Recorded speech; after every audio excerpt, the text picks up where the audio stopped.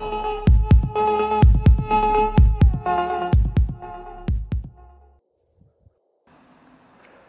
up, guys? So latest update, injectors came in finally, so I'm just going to do a quick unboxing and open these things up. These are Fuel Injector Clinic FIC 650, I believe. Boy.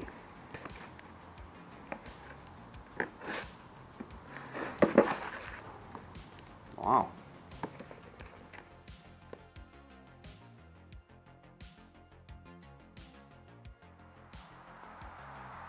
So I'm testing out this new camera, and the audio kind of sucks, so it came with a microphone, so hopefully the audio is a little bit better this time, but you got to forgive me, guys, because I'm still learning how to use this thing. It's not quite a GoPro, but it's like a, I don't know, Chinese eBay knockoff. Is that better? I don't know. It's worse. It's so much worse. And when you open these up, it's going to come with the paperwork that shows all the information you need to know, that your tuner needs to know on your injectors. They're all flow benched, they're all tested, and they give you the results of what each individual injector tested at, the offset. So you see here, your set is flow matched within 0.5% of one another. Each one has this individual serial number, and this is all information your tuner or you need to know when entering this information into your ECU. Like I got HP tuner, so we'll be doing it with that. Tells you what your estimated wheel horsepower is supported at, base fuel pressure, which stock for fuel injection I believe is 43.5, and then if you're running extra pumps, more pressure, upgrading your fuel system, obviously it's going to support more horsepower. But this is all information, critical information you need to know with your setup, and you can provide this to your tuner so he can tune your car with your new injectors. So to give you guys an idea of everything that's been going on lately, I know I haven't put out a whole lot of content, and I apologize for that. There's been a ton going on. Been going up to the drag strip on the weekends, spent a lot of time at the track. We were actually supposed to be there this weekend, where we got rained out, and it was the last weekend of the season. So, but we're getting ready for next season already, and I can't wait. Next season is going to be crazy because my car will be done.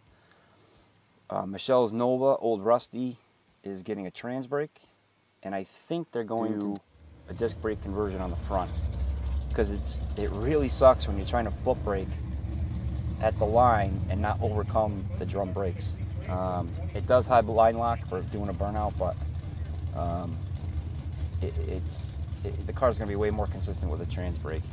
It's a small block Chevy NA, mild small block, but the car is, she's running, I think her fastest time so far was like 11.7 or 11.8, which is kind of funny because this car is still leaf spring suspension with slap-on traction bars, and she lifts the front wheels off the ground.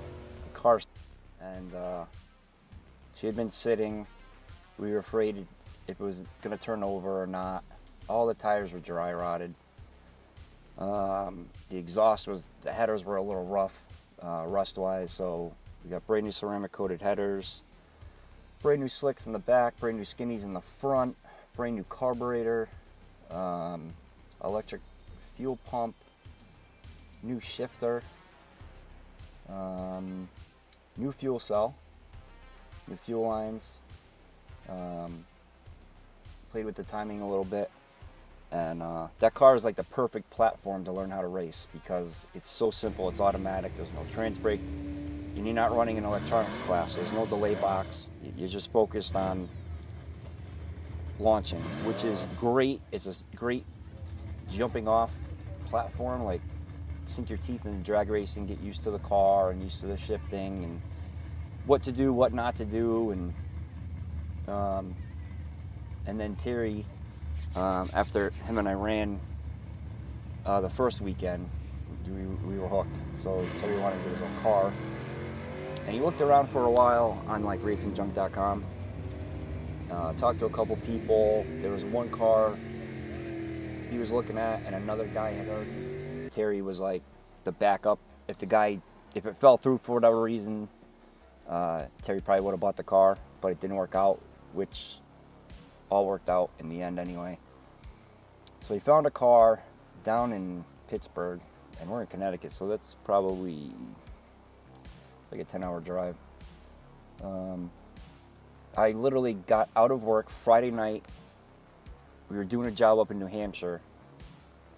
Got back to the house at like 9 o'clock, jumped in another truck, his pickup, with the trailer, drove to Pittsburgh, met the owner, looked at his car. He showed us everything to do with the car, how everything works, the full setup, heard it run. Ended up buying the car. Car is sold. We're gonna load her up on the trailer, bring her from, I don't know, Pittsburgh, PA to Lebanon Valley, so Mike can get a pass on her and see what she does. But instead of bringing it home to Connecticut, because we left Friday night, Saturday night, instead of getting back home, we went straight to the track with the car at Lebanon Valley. My uncle was there waiting because he already has an NHRA license. He's got 3 different cars. He's got his dragster, he's got his vet, and he's got the Plymouth. So he already has an NHRA license. So he was gonna make a pass with the car, check it out. And it was cool because the guy Terry bought the car from hung out with us at the track, stayed with us at the hotel. Great guy, super nice guy. This car was, I think, out of North or South Carolina, and this car is no joke. It's a 2002 Camaro body. It's a tubular chassis, carbon fiber panels. It's a 540 cubic inch Big Block Chevy running on alcohol. The car is indexed for 850s, certified to go 6.5, I think. There's a panel that they want you to put in between 2 bars on the driver's side by where your foot goes, so your foot can't go through the bars. And I think that's the only thing holding that car back from being 6.0 certified. He's probably going to swap it back over to gas, get used to the car, because you're going from 11s to 8s, so we're going to do it baby steps. When the first click happens, I'm going to poop a little. Okay, yeah. The second click is toilet paper. And go from there. But next season is going to be crazy. We had so much fun. Michelle brought up her Nova. Mike had his vet. He won Saturday. Before we got there, we didn't get there till late Saturday night. Todd brought his Civic.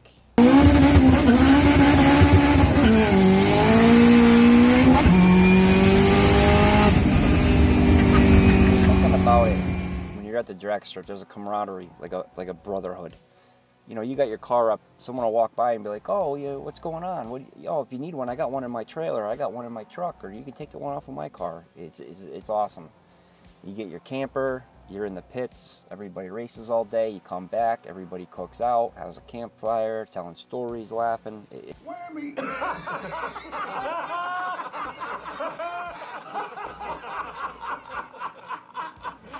Oh, that is true. I didn't see that coming. An astute observation has led to laughter. We are laughing. It's awesome. It's amazing. You can do it all weekend. And for those of you that have never been down the drag strip, I've been there a bunch of times, but I've never driven. So about a month and a half ago was the first time I went down the track in Michelle's car. Well, we're here. It's going to be attempt number 2. Let's see how we do. You're so anxious and nervous, and adrenaline is just, it's crazy. And you're looking around and everyone is watching you. And there's nothing like it. And once you make your first pass, you get to the top end of the track, you are hooked. It's the adrenaline rush. I don't care if you're running 9s or running 13s. It's so much fun. And so now things are getting real. There's a lot in the works right now where a lot of things are going to change. It's going to blow up. I can't wait. Can't wait. That way.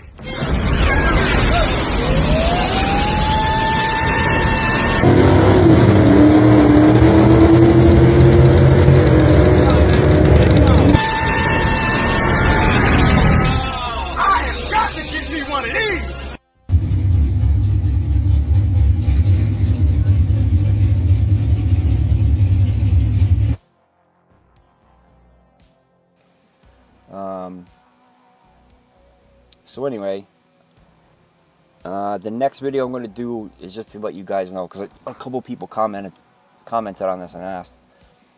I'm going to do a breakdown, and I know I did this once before with what parts I was going to run in my build, and then as time went on, things changed, and I ended up going in a different direction. But not only do I want to give you guys the full breakdown of this setup, but how much it cost. I'm on a budget. I'm just like most people. So I'd rather not spend money on this and kind of focus more on that, because that's more important. So some things I didn't do or haven't done yet or will do down the road. But my whole thing is I could have got the Pro Charger kit. It comes complete. Injectors, tune, intercooler, full 9. But it's like, I think that basic output, I think the basic kit is like $7 grand, $7,500, something like that. So what I ended up doing is I went through TorqStorm, and it puts out the same amount of boost as like the P1X. It's $2,800, and that comes with the compressor, all the brackets, all the hardware. Comes with a blow-off valve, your air filter, clamps. It comes with quite a bit.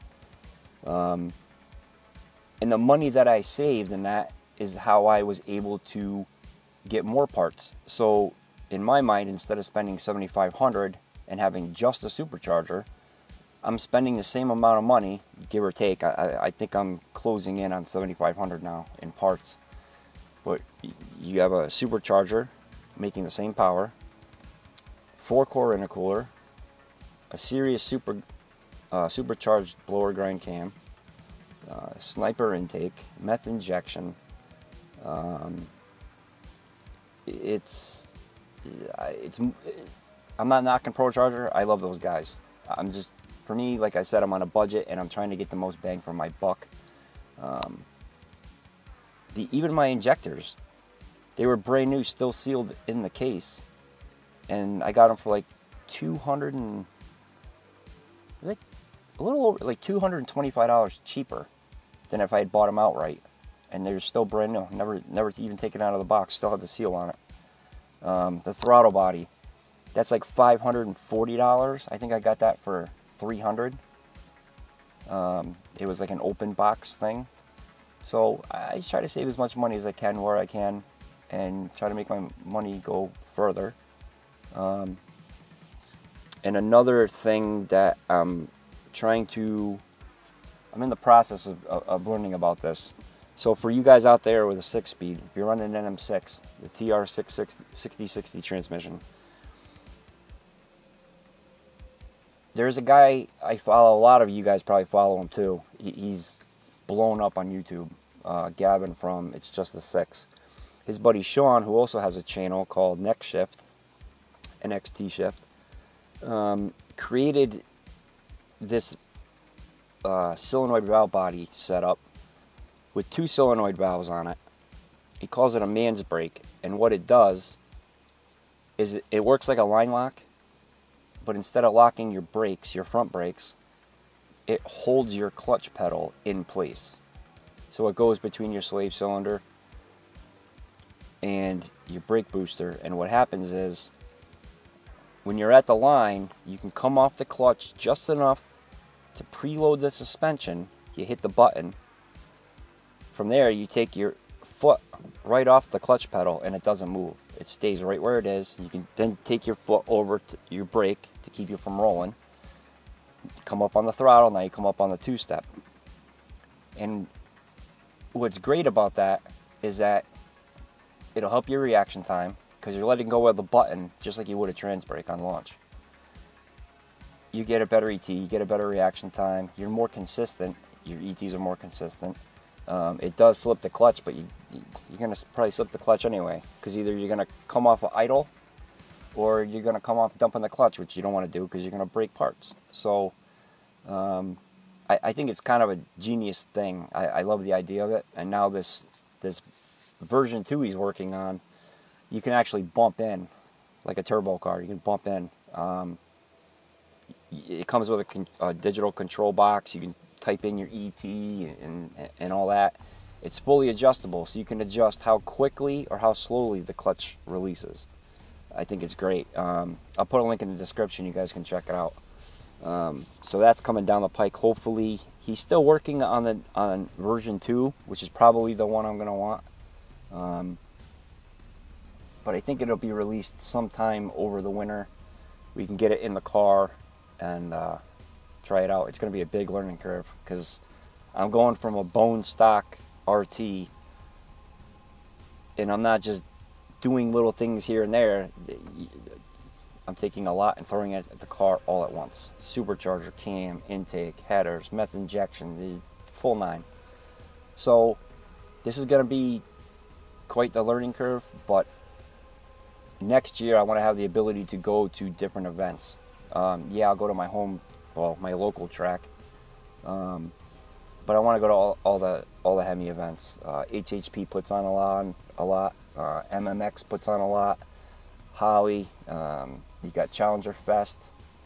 You got Mole Party, and I want to go check out the fastest Hemi Street Shootout Series. I think that's awesome. But again, with this Mansbrake, I mean, there's guys out there running 9s, 8s with that thing. It's no joke. But anyway, so I'll be working on the next video now, and I'll give you guys a rundown of all the parts and what it costs, and we'll do like a technical question thing maybe. Maybe I'll do like a Q&A type thing and answer as many questions as I can. And hopefully now I'm able to crank out a lot more content than I have been. I know I've been slow and between moving and my job, and it's just been crazy. But now we're getting into the winter, so I'm going to have a lot more spare time, a lot more free time, and we're getting close, guys. I can't wait. We're literally, maybe realistically, a couple weeks away.